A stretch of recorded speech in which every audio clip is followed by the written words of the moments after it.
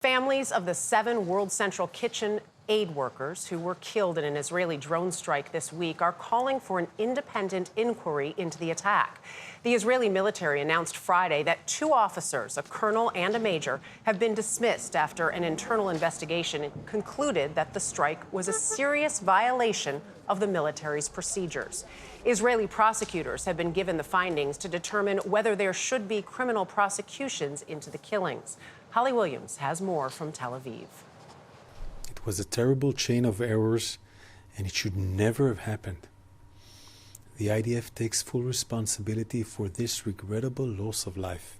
The Israeli investigation found its military mistakenly believed that Hamas militants were inside a World Central Kitchen vehicle after misidentifying an aid worker, likely carrying a bag, as a militant with a gun.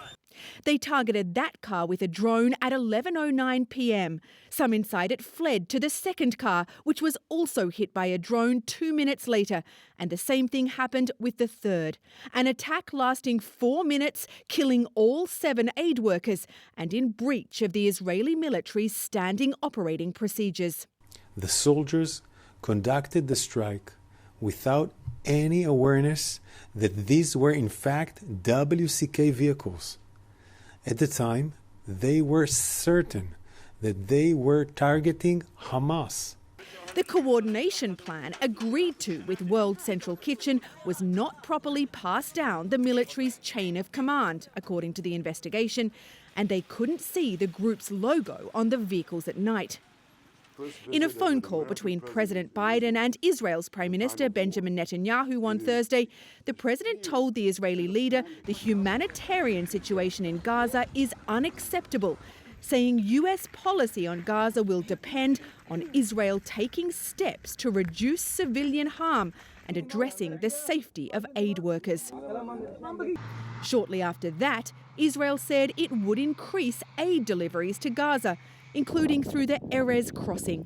That's the main checkpoint in northern Gaza that Hamas attacked on October 7th, closed since the beginning of the war.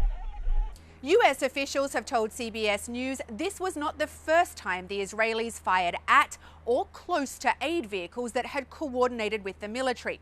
World Central Kitchen had been providing around 250,000 desperately needed meals a day in Gaza before suspending its operations there. Jeff? Holly, thank you.